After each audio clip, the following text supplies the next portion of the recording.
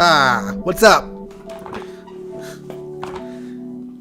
Hey everyone, happy Halloween Eve. Or there's a name for like the day before Halloween, but I can't remember what it is.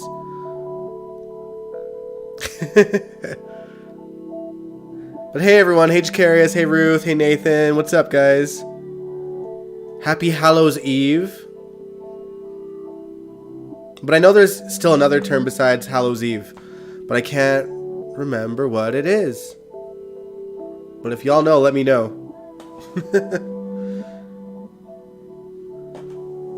Dressed like Slash, I am Slash. I'm taking over for Dion.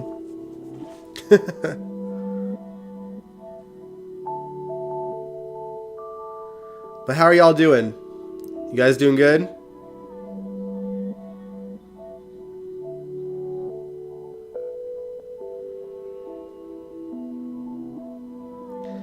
Happy Harvest Day. I will pass pros and pass out candy tomorrow.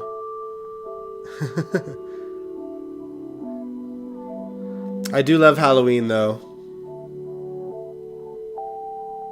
I'll be wearing this at work tomorrow too, except like, you know, my nips are out in this one, so I have to like wear something underneath this to be work appropriate. Because it's mesh down here and it's just like glittery up here. But yeah. It is all me. But I hope you guys are doing well. We got a lot to talk about tonight. Because so much happened. What costume am I wearing? Well, Jacarius kind of nailed it. This is very much like Slash, but like my own version of it. So maybe just like 80s glam rock star. But yeah, I was definitely channeling Slash with this hair. And the eyeliner too.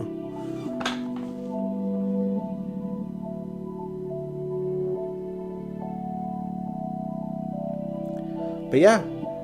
And I get to wear this tomorrow at work, so this is like my test run with it. Because I didn't really do any Halloween parties this weekend. Like I went out, but not really for Halloween. I wasn't in costume while I went out, so... Happy Harvest Day, Ruth.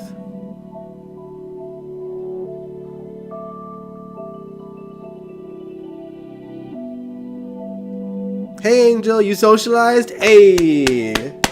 Nice one. Congrats! What kind of socializing, though?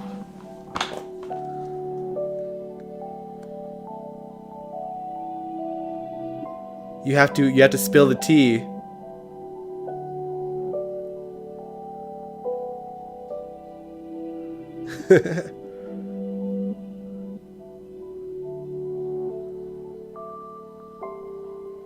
Halloween party. Nice. Yeah, it's so funny. My weekend overall was pretty low key, but I did hang out with friends. Both days, like Saturday, Sunday, or Friday, Saturday. Sunday. Today I did nothing.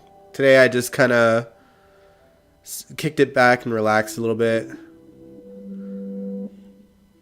I was tired. But yeah. Sorry, yeah. The reason why I'm late is because I had a lot of notes to write, and then also having to get this in, because, you know, had I worn a costume when I went out yesterday, I probably would have just kept it on for the day, but I didn't. So this is me just doing it up after I finish my notes. And like there will probably be more to the costume when I'm at work tomorrow, but I feel like this is good enough. You can only see the top half of me anyway, so it's all good. How much prefer Christmas and Thanksgiving? So I think you're in the States too, right, Ruth? Thanksgiving is not as big a thing in Canada as it is in the States. So Thanksgiving is not really much for me. But I do like watching y'all's like Macy's Day Thanksgiving Parade and stuff on TV.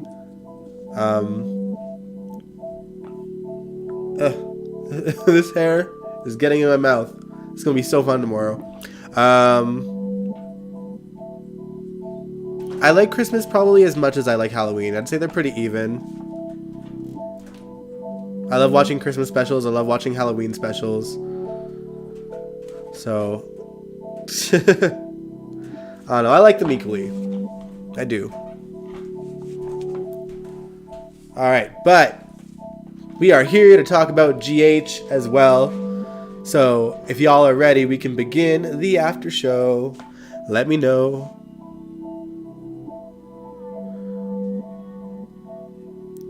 You are Merlot's waitress from True Blood. Nice!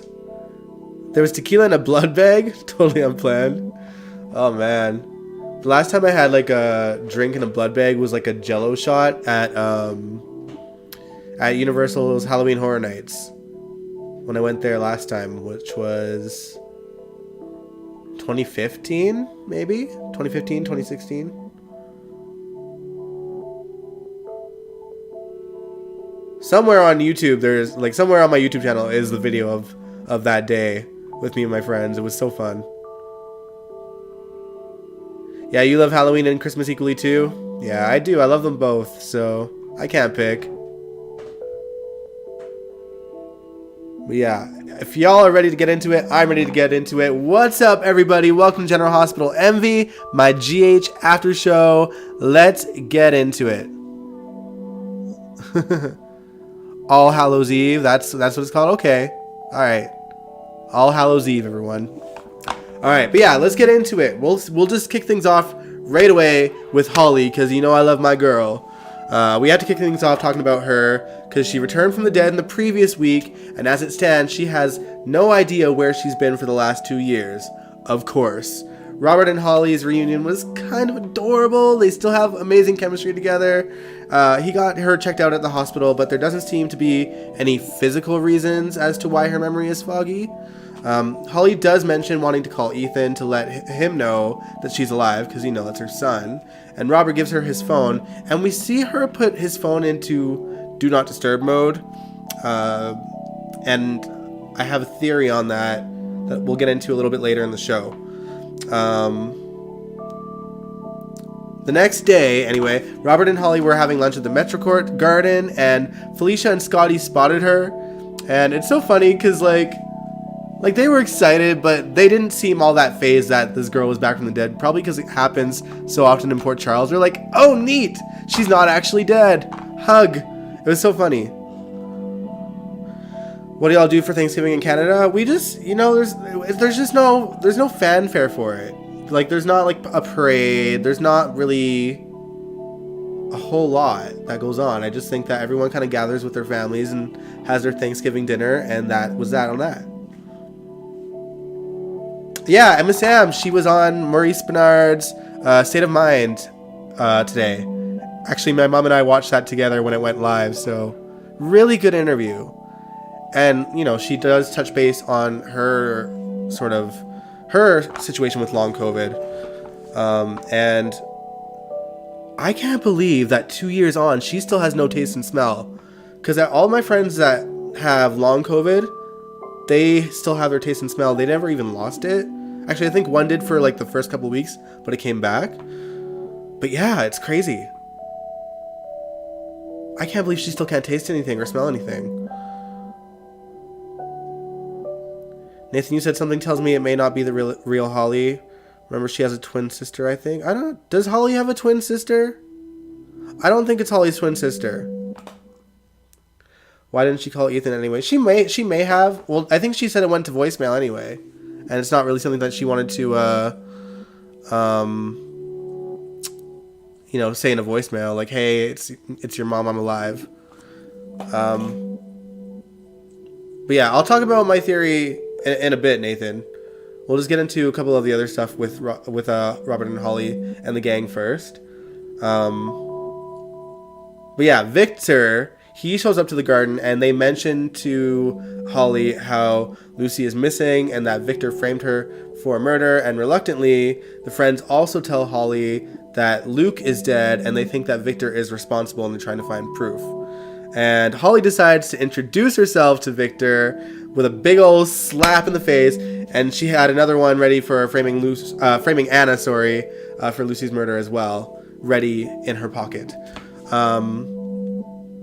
But yeah, like, I hope no more twin stuff. Yeah, me neither. I don't think it's a twin though, but I do have a theory. But let's talk about Anna for a minute, and then I'll get back to Holly in a sec. Victor has certainly covered his bases for framing Anna, because between the drone video that shows who I can only assume is Alex Devane, Anna's twin sister, shooting Lucy in cold blood, and of course the coat had the gun, or actually the coat that the shooter was wearing was found in Anna's car along with the gun, and of course the coat had gun residue on it as well. And even empty shells from the same gun in her was found in her home. So Victor definitely covered his bases.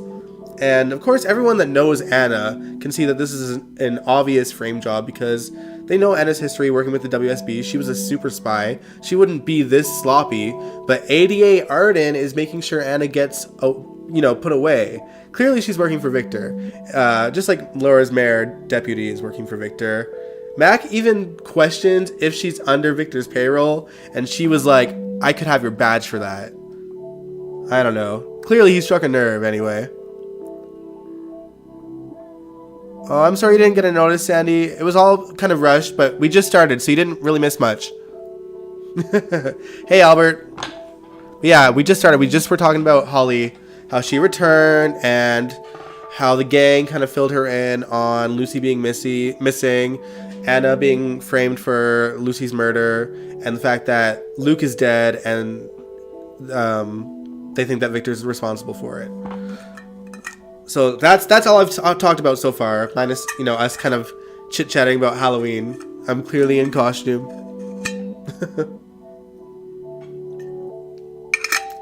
But yeah, later on, Robert pays Anna a visit in her jail cell, along with Mac, to let her know that his hands are kind of tied because he'd look biased towards her since she's his ex-wife. Felicia was having a good old catch-up with Holly at the time at the nail salon, and really just checking in on her mental well-being. And Holly assures her that she is fine as she can be under the circumstances. She's just grateful that she's around people that she knows. It's so annoying that they didn't even mention Alex, like, even a possibility. Yeah, that's true. Like, I mean, Anna, you would think that Anna would be the first to bring it up, because she knows damn well that, yeah, Alex fell off that boat when she got shot, but, like, there was no body. You know what I mean? No body, no dead. Anna knows this. She's seen enough dead bodies come back to life in her day.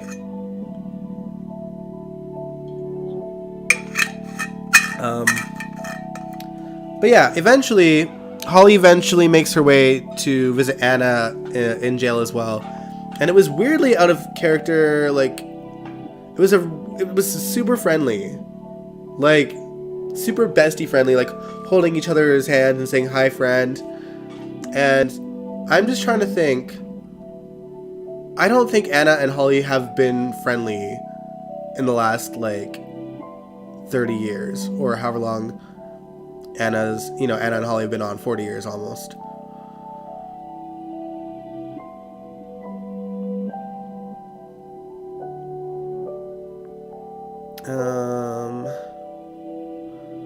Holly has a sister named Paloma Perez. She was on the show from 1992 to 93. Emma Samms played the character as well. Interesting. I did not know that. Oh my gosh. But again, I don't think it's that it's her twin sister. I think that it's Holly, genuinely.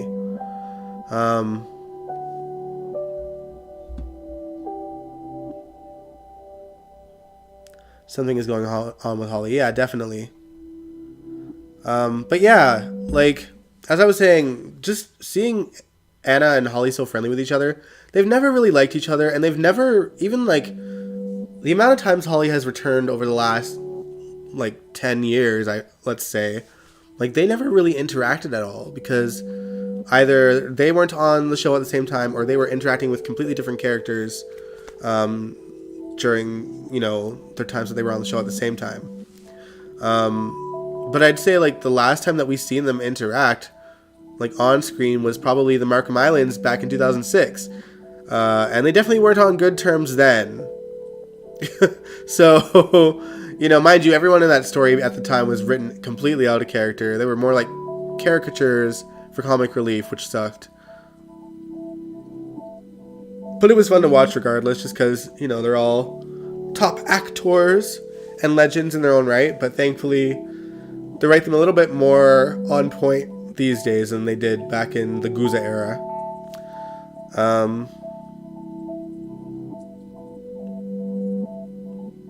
That was strange with Holly and Anna. Yeah, like them being like besties all of a sudden was weird. If it's not Holly, it could be Paloma as a spy working for Victor. I think it is Holly though. And okay, sorry, I'm looking at my notes at the same time that I'm talking to you guys. I say anyway, Holly wants in on taking Victor down alongside Robert, Mac, Felicia, and Anna, and I'd be excited for it if I didn't think we may be dealing with Holly being under mind control from Victor, which is what I think is going on here, because we know that, he has been trying to get the key to mind control from Peter's belongings in some way, and perhaps he found it. We don't know. They don't show everything that he's up to, obviously, but I think that she might be under some mind control, because it makes sense with like her memory being foggy, but like still, turning off Robert's phone, for instance, or putting it on Do Not Disturb. Like clearly it was to prevent him from hearing about Anna before he could intervene in some way. Not to mention the timing of Holly washing up, in Port Charles in the first place. Clearly, Victor even said at some point, like, Robert will be too distracted. So he knows about Holly, obviously. It is good to see the vets. Yeah, we're seeing a lot of them lately, which I am totally here for. But yeah, everyone's a bit distracted that was kind of looking into Luke's death. Even Mac has a lot to be distracted with at the moment, but I don't believe Victor has anything to do with that, because obviously it has to do with Cody.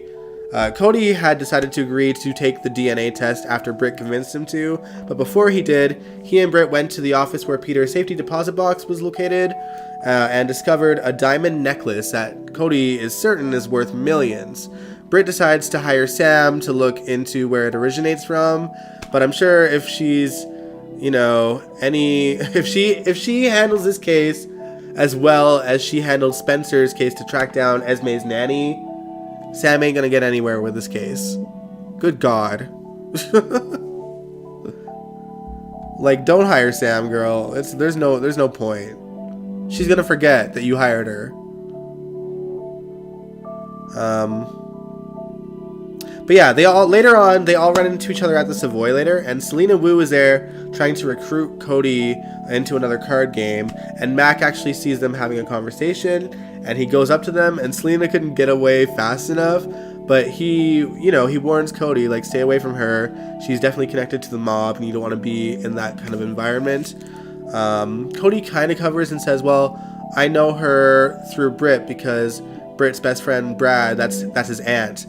And yada yada yada. But like, he's just covering his ass, and not very well.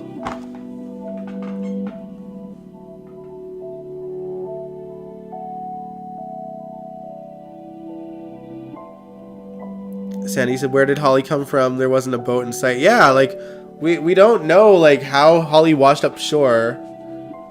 But like she had to be under like some kind of mind control, because she was just head down for like no one was watching her be face down in the water. You know what I mean? But she was dropped off somehow, so, and she crawled her way out of there. Oh man. But yeah, Felicia and Sam also talked a little bit about Cody, because she clearly sees that Sam isn't so sure about him being a good guy. Obviously, Sam can't say too much to Felicia without incriminating Spinelli, so she didn't really bring up why. Why she's on guard with him. I wonder if we even see Sam looking into that necklace. Yeah, probably not, hey? My guess, though, is that necklace probably has, like, remnants of the Ice Princess diamond, because they're bringing that up again too, right? So I have a feeling maybe the Ice Princess is within that necklace somewhere.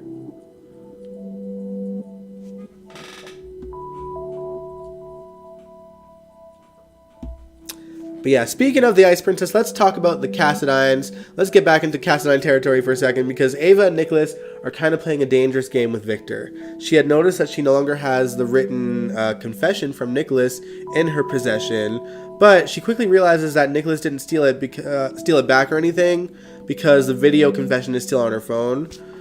So she assumes Victor naturally, and she visits Nicholas at the Metrocourt, and he shares what's going on, how Victor is using that letter to get him to do his bidding. Thank goodness it genuinely seems like Victor has no clue about that video. It's nice to see him oblivious for once, considering he's managed to neutralize everyone that was looking into Luke's death at this point. But wait until he finds out about Esme being in the abandoned wing of the house. I wonder what he's going to react, or how he's going to react. Sam never looked deeper into Esme's past. Yeah, that's so stupid, right? Yeah, Ava's got the video confession still, and Victor is unaware, so they do have an advantage over Victor at the moment. At least when it comes to their relationship.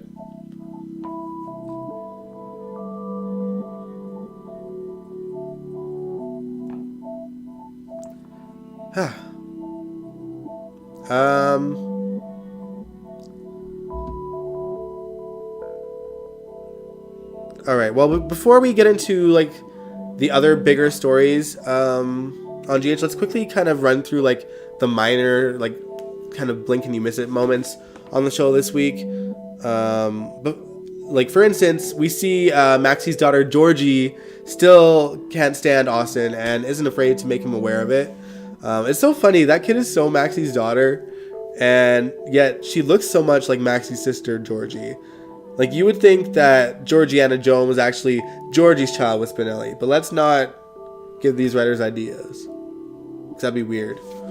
But she does. She looks so much like Georgie. Nicholas turns into a little boy when he's with Victor. Why can't he tell Victor no? No kidding, right? Nicholas is a mess. Another sort of like a blink and you miss it moment was that we also had seen Sasha, Martin, Sunny, and Nina meeting up to see what can be done about her guardianship. And Gladys actually shows up to step in and step up and become her guardian and save the day. I'm proud of Gladys for doing that. But if they end up making her a horrible guardian, like, and get rid of like all of her progress and growth as a character, I'll be so mad about it. Because surely that's probably where they're going, right?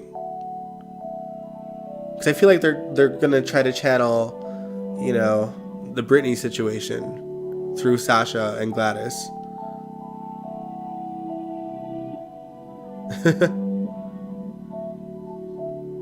I'm with Georgie, don't like Austin.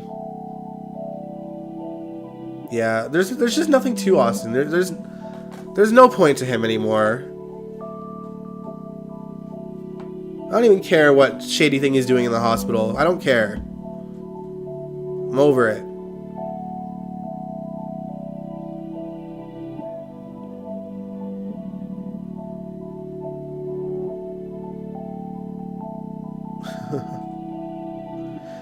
Speaking of Nina and Sunny, though, they had dinner at the PC Grill, and when Sunny stepped away, Victor walked in, and Nina confronted him on why she can't get a hold of Charlotte or Valentine at the moment. Nina, your guess is as good as mine. Like, we do see Valentine in the preview for tomorrow, so I guess we're gonna find out, but it's a bit weird that he's been kind of MIA. Also, I want to point out that in, I don't remember if it was Wednesday or Thursday's episode, we got an end of episode montage of a bunch of couples making love. Brooklyn and Chase were in there. Sunny and Nina. I think Cameron and Joss. I kind of forget others. But also Felicia and Mac. We haven't seen Felicia and Mac have a love scene since the 90s, y'all. And, like, I ain't even gonna front. I would totally let Mac wreck me. I'm just saying. Y'all can agree or disagree. but he's a silver fox.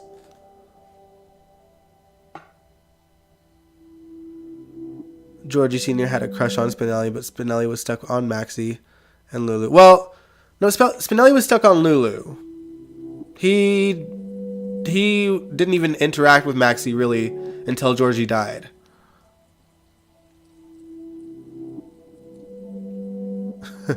Yeah, Austin is pointless. Sonny need to make my eyes bleed seeing them in bed.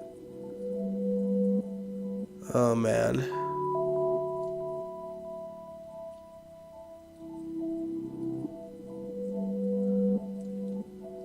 But yeah, loved seeing Felicia and Mac in that montage though. But anyway, let's talk Rory and Trina. It's like somewhat of a slightly less minor storyline. We caught up to Rory and Trina, who are now in their hotel room after the comic convention that they went to. Their hotel was supposed to have 2 beds. It only had 1. And Rory was a gentleman and offered to sleep in a cot that the hotel would provide for him, since they were completely sold out at the hotel. But before the cot got there, it appeared like Trina was ready to take the next step with Rory, so to speak. But when he makes out with her, she starts visualizing him as Spencer. Girl got it bad for Cassadine. She needs to be running away from him, though, honestly. Both Rory and Spencer. But speaking of Spencer, Joss and Cam actually went out to see him and let him know that they are still his friends, and even filled him in on what Trina was up to. He calls Sleeve to, try to reach her, because he found out that she knows the truth about what he did for her. But when it goes to voicemail, he hangs up. So I don't know. I wonder what Trina would have done if she got a voicemail from Spencer. I thought Trina was going to call out Spencer's name in the heat of passion. Honestly, if she didn't stop herself, she probably would have. Yeah, Trina thinking about Spencer. It wouldn't hurt to have a little more love in the afternoon, you said, Nathan. Yeah, it's true. Yeah, there does need to be balance. So I'm kind of glad that we got, seeing all the couples kind of have their moments, in love with each other and doing that. We seldom get montages anymore, so it was cool to see. A bit weird that it was pretty much just an all-sex montage, but whatever.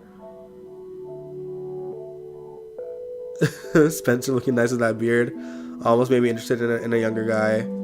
Yeah, the actor that plays him, Nicholas Chavez, is actually a really good looking dude. And an amazing actor too.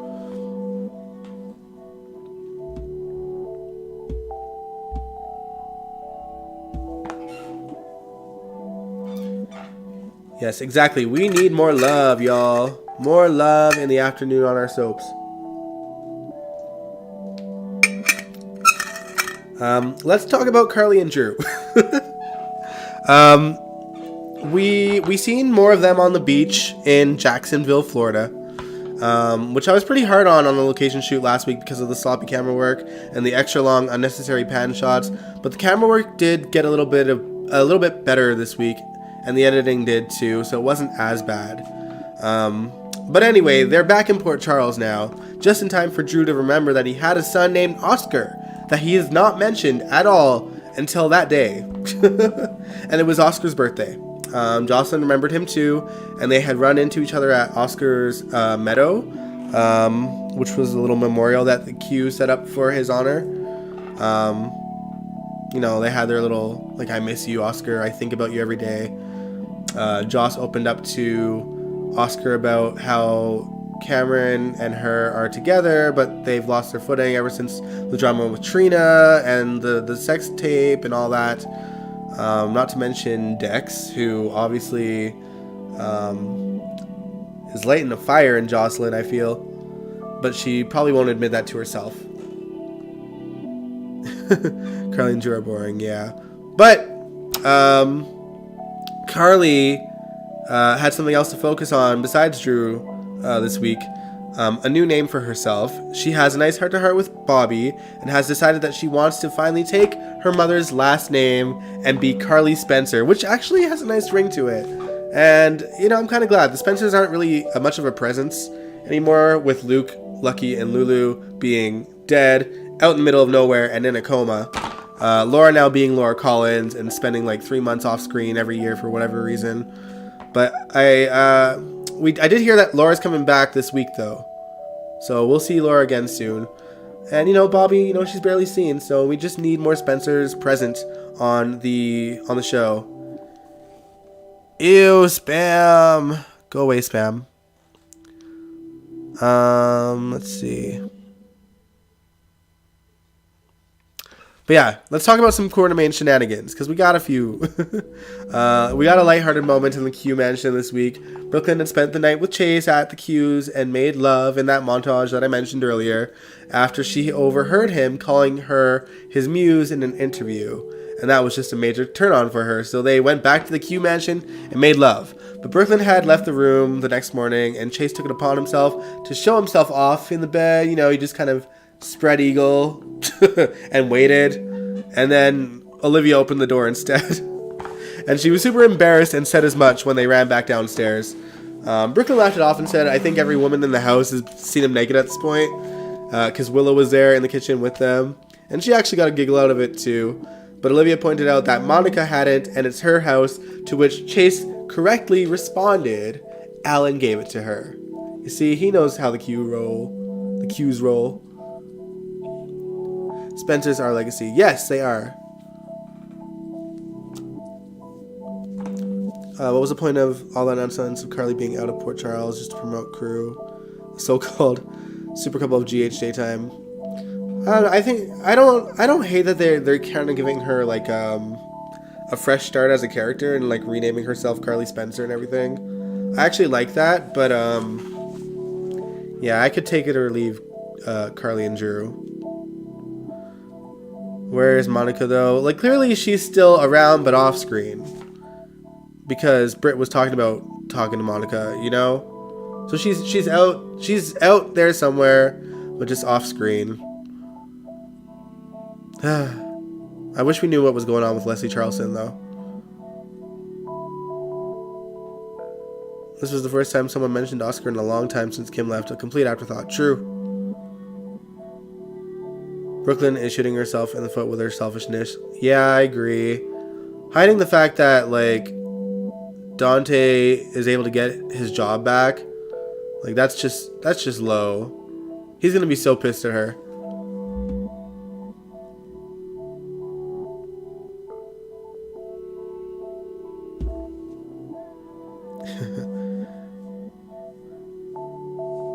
Carly needs a fresh start, but Drew ain't her super couple. So the idea of super couple is really dead in the water. Like the OG sort of like definition of it, like you need a soap with like a budget to really tell a compelling story with a super couple.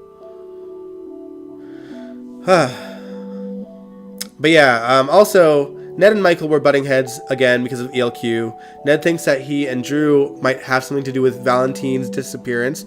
Obviously, Ned is very wrong. But I love that Ned kept Michael and Drew in check. Like, Ned was calling out how Michael is a hypocrite because he still goes by Michael Corinthos and says he's only a Quartermain when it's convenient.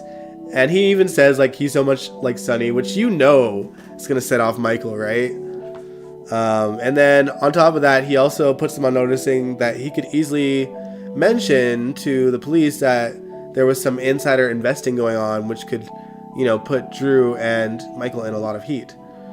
Michael thinks that he's bluffing, but who knows with Ned? He'll do what he has to,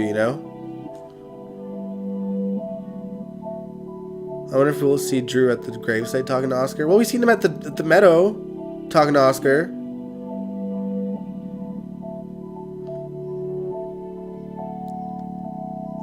Lost her footing with Cam since she saw Dex shirtless. True. Oh my goodness. Michael should be Michael Quartermain since he hates Sonny so much. Yeah, you'd think that he would.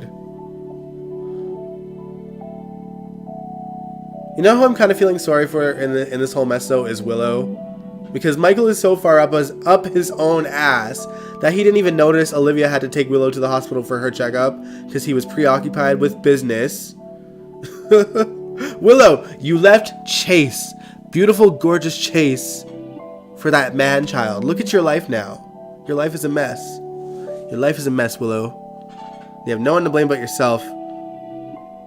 And then to make matters worse for Willow, it seems like her cancer may have progressed to stage 3. Like, I don't even know what to say. Good luck, girl. Poor girl. But this is of her own doing, you know? Mac just seems boring in the sack. I don't know. He could be a freak in the bed. We don't know. They didn't show the whole thing.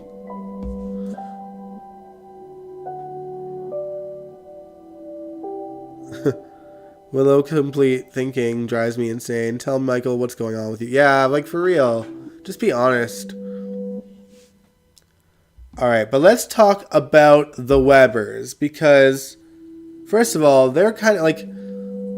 They're legendary in their own right, but they've been squandered over the years. But they're about to make a big comeback to the forefront in a major way. Elizabeth and Terry head to California to visit Elizabeth's old family home, seeking to track down anything that could jog her memory about Finn's wife, Reiko, and their connection. Terry offered to make sure to get Elizabeth's parents out of the house so she could sneak in and look for information. And, you know, Elizabeth would have to pick the lock, and then she was hoping that the alarm code would be the same, which it was. But I love that in that moment, Terry was like, that's kind of the old Liz. Do you still think that you got a bit of her left in you?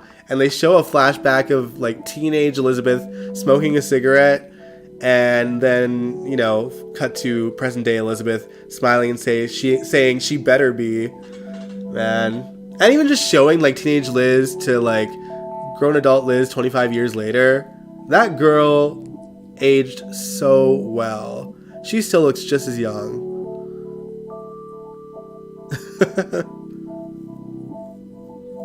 We finally saw her parents, my lord. Well, we saw Jeff. We didn't see Carolyn yet, but we've seen her picture. But yeah, funny enough, the car scenes were actually on location too. Lots of outdoor stuff happening on GH lately, I'm noticing, and in different areas now too. But anyway, Terry gets a call from Britt while she's out for tea with Jeff and Carolyn. And when she finishes the phone call, she turns around and they were gone. They were nowhere to be seen. Sure enough, Jeff Webber is back at the house where she had snuck in, and the two of them, Elizabeth and Jeff, come face to face for the first time in over 20 years. How insane is that? Liz's story has been dragged out so long, I've lost interest. Yeah, but now Jeff is here, so I'm, you know, now that Jeff is here and Carolyn is around the corner, I think they're ready to kind of go full throttle on the story. And he ain't the only Weber that made a comeback this week, y'all. Naturally, Caroline is around the corner, like I said, but back in Port Charles, Olivia had the shock of her life when Heather Weber was brought into GH with a new face. Allie Mills is now playing her. I heard that Robin Mattson has decided to retire from acting, so that's why. But man, she certainly captured the way that Heather speaks quite well. So I think I'm more than okay with the recast.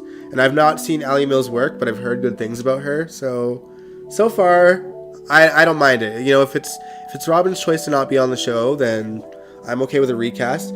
And you know, it's insane because we reacted to classic Heather Weber scenes on Wednesday, and I swear to you, I had no idea the character was making a comeback.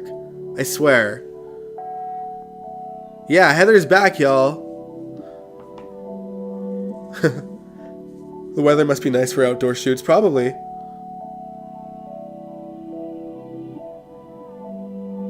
Nathan, you said I give GH credit for finally bringing her parents back onto the show, along with Heather Weber, instead of just brand new random characters.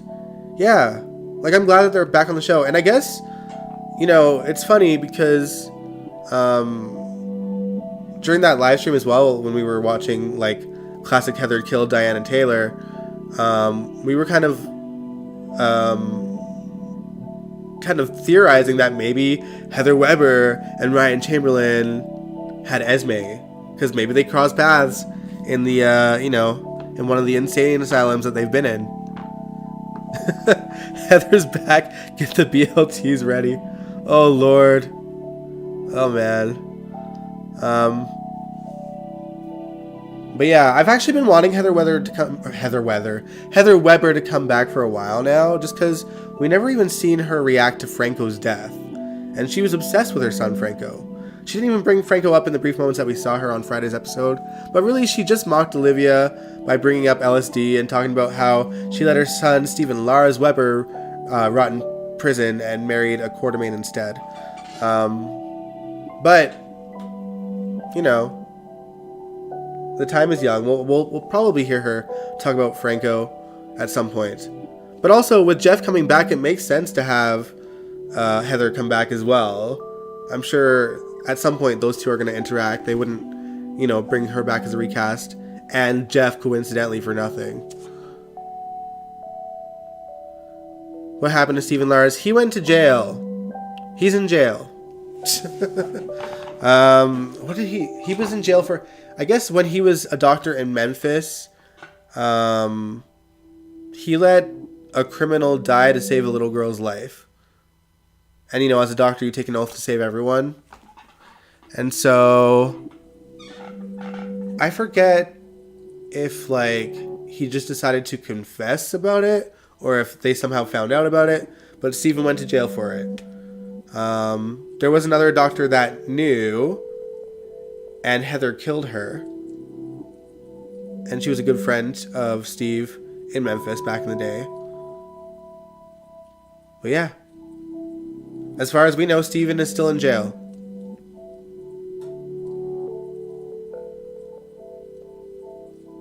And we wish the best for Robin Mattson, who played Heather on GHN, Janet from Another Planet on All My Children. She's one of the all-time great actresses. Yeah, I adore Robin Mattson, but if she's wanting to retire, then more power to her, And hopefully Allie Mills can make something of the character just like Robin did, because Robin wasn't the OG either, right? She just played her for the longest, obviously, but, Heather talking about BLTs made me try out a BLT for the first time. Really? They're nothing special, but they're good enough.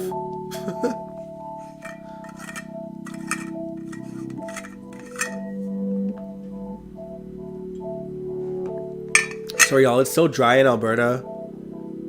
Between the transition to winter that's coming and the heater always being on in my house, I'm always thirsty now.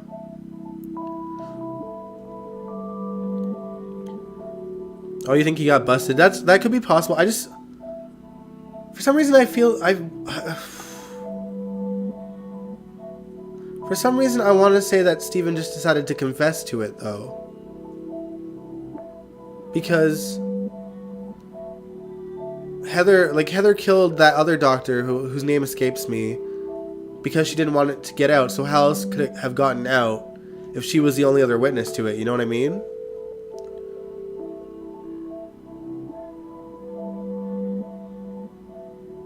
I think he just decided to confess and went to jail.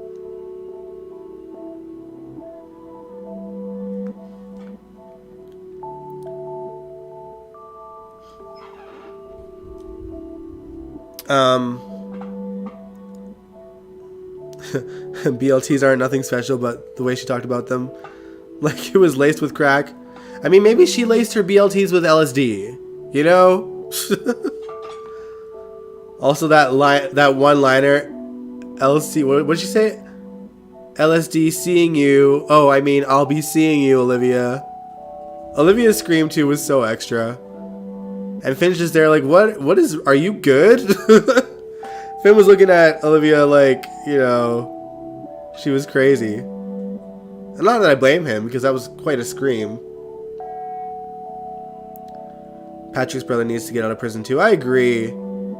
He shouldn't even have gone to prison for that in the first place. He went to prison because he killed Lisa Niles when he was drunk. But that woman was crazy, and he probably was trying to defend himself or stop someone else from getting hurt when he was drunk, No one should have gone to jail for that. Good Lord.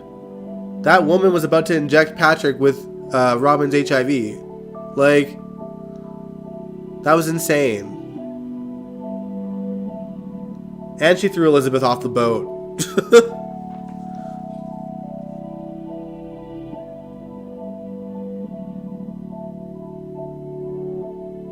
But yeah, I'd be down to see Matt back. Although I'm sure he'd probably live out in California with Patrick and Robin.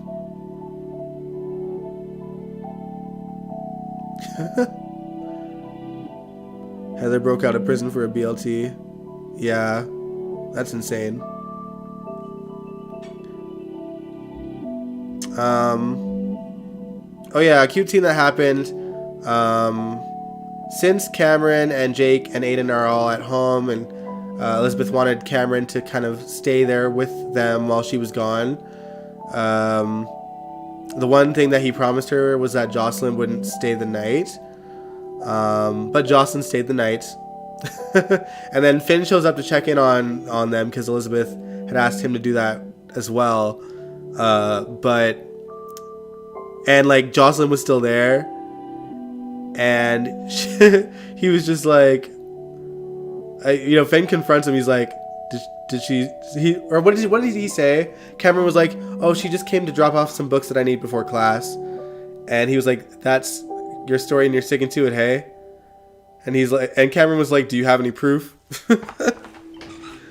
But I do respect that Finn was like, okay, I'm not going to say anything to your mom. That's your business, but like, you should tell her. And Cameron also spilled the beans that Elizabeth was in the same town as where her parents are.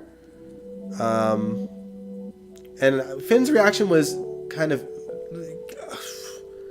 I can't tell if Finn was like actually okay with Elizabeth doing this on her own and trying to do that, or if he was mad that he wasn't in the loop. Because all he really said was like, good talk, Cam, and like walked away. But I hope that Finn just like lets her do her thing and doesn't like step in to like,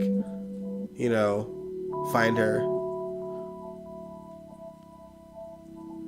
Cameron's days are numbered. Joss and Dex are the next couple. Yeah, it's true.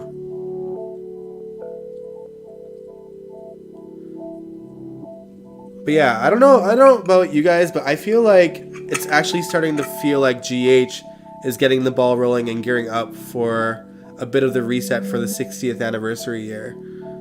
Bringing a prominent family back to Port Charles that has pretty much been there from the beginning with the Webbers. Plus having all these veterans in the story with Victor Cassadine, and the vets are getting so much airtime, and they're showing Mac and Felicia making love in montages. Like, it seems like they're trying to focus on the vets and like the older characters for the 60th year, which I appreciate. You guys know. Finn needs to stop babysitting Elizabeth. Yeah, this girl can handle herself, She's got Terry over there already for moral support, and Finn should know that and respect that.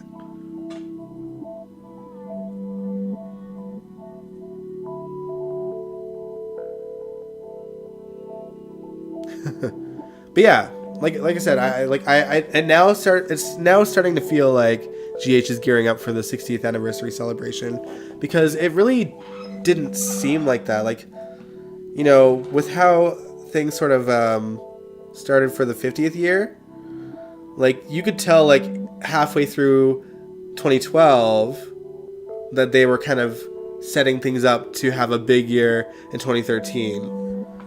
But it's like, I think what's going to happen is whatever big thing that Victor is preparing the family for is going to be like the main story of the 60th anniversary year. And, it'll involve a lot of the vets, including Robert and Holly and Anna and Felicia. And who knows, maybe Luke as well. I don't think Tony would come back, but maybe for a one-off.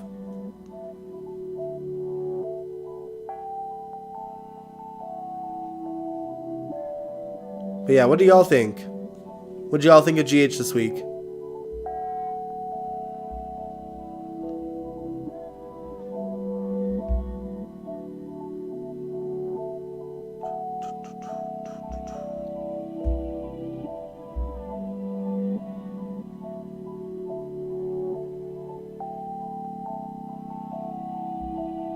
So I'm just seeing if I left anything out. Angel, you said, I wish Victor will tell the big thing. He's been saying it for a year now, right? Yeah. Like, my best guess is that it has to do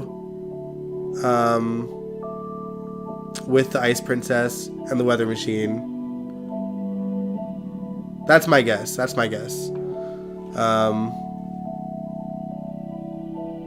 because of that random, like, heat wave in February that they had that they never spoke about again.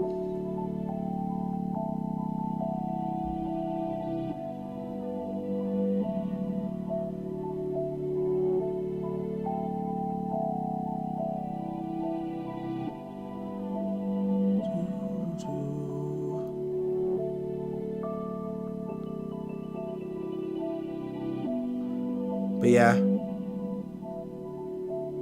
Oh, when is the 60th anniversary? April 1st. But, I mean, with the 50th anniversary, they pretty much celebrated GH's 50th year all year.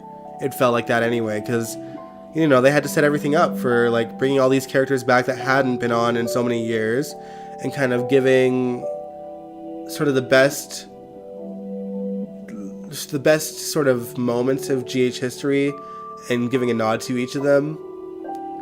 You know, they brought Laura back and had Luke and Laura go on an adventure involving the Cassidines again. They finally killed Helena, even though she came back alive a couple years later. What else did they do? I mean, they brought back Frisco, for God's sakes, which was crazy, and Felicia that year too. So it was really looking like, you know, old school GH again, because they had so many vets come back. And then Lucy they brought back the Nurses Ball.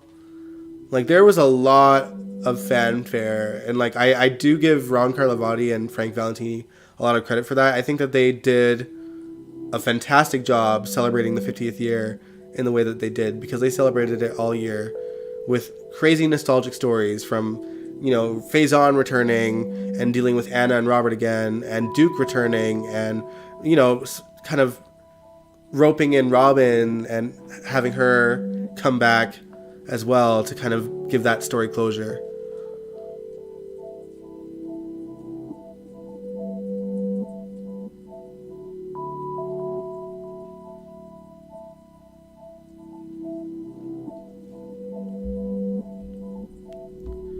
Let's see. But yeah, I hope that they give GH's 60th year kind of that same energy as they brought for the 50th year. But mind you, 60 is not like as big of a milestone as 50. I think like the next big milestone would be like 75 years. You know, God willing, GH makes it that far. But, you know, by the time that comes around, it'll be hard to, like, you know, sadly, have the characters that made the show what it was in their glory days. Duke should come back again. Yeah, I wouldn't mind him coming back at all. They shouldn't have killed him off in the first place.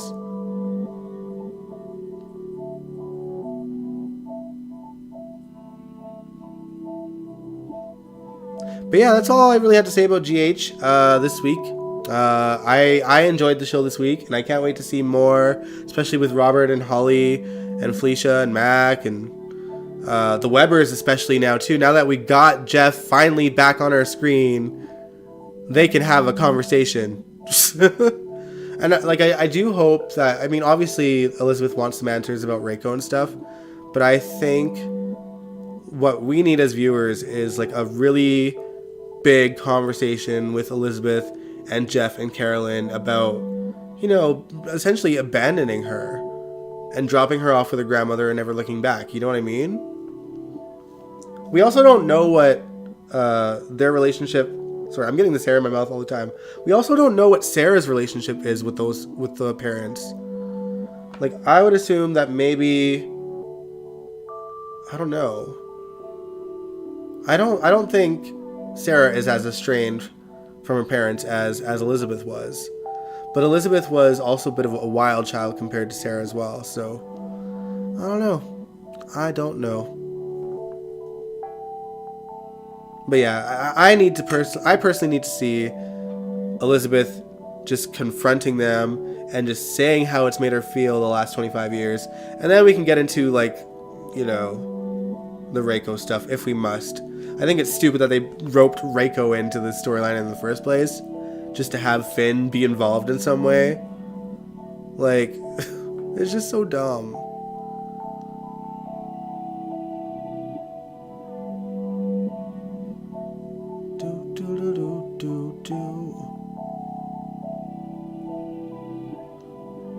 But yeah, anyway, y'all, does Jeff know about Hayden? I would imagine he does. He must. He must. Someone had to tell him. Yeah, that's another conversation they need to have, because obviously when Hayden came around and Elizabeth found out that she was her sister, we didn't have Jeff back then. We just only had, like, Hayden's sort of recollection of Jeff and the woman that he was with. So yeah, hopefully they'll tie that in too. And I mean, honestly, they should just bring Hayden back now as well, because we know she's out there alive somewhere.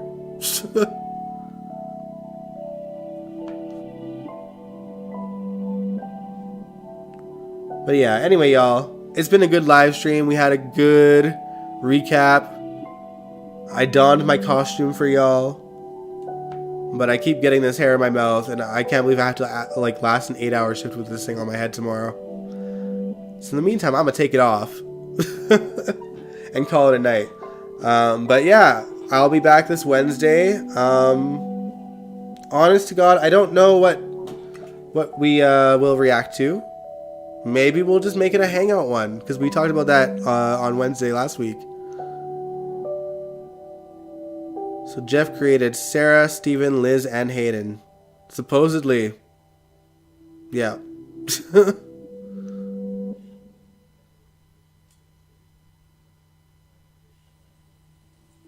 Yeah, I mean, Steven would have been with Heather, Liz with Carolyn, and Hayden with some mystery woman that he cheated on Carolyn with. Yeah, they're still together though, Jeff and Carolyn, so we'll see how that goes. Obviously, they're not going to focus too much on the Hayden bit, because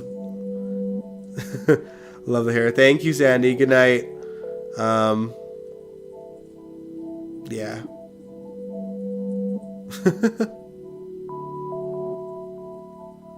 Yeah, I think they're going to focus more on the Reiko situation more than the Hayden connection, but we better have them on for a while.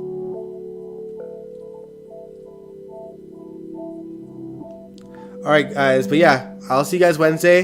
If you liked this live stream, give it a big old thumbs up. Subscribe if you want to. I'd really appreciate it. And I will catch you guys on Wednesday. We'll hang out. I don't know what we're going to do. We'll hang out. We'll chat. Maybe we'll watch something. We'll see. But I'll live stream, okay? Peace out.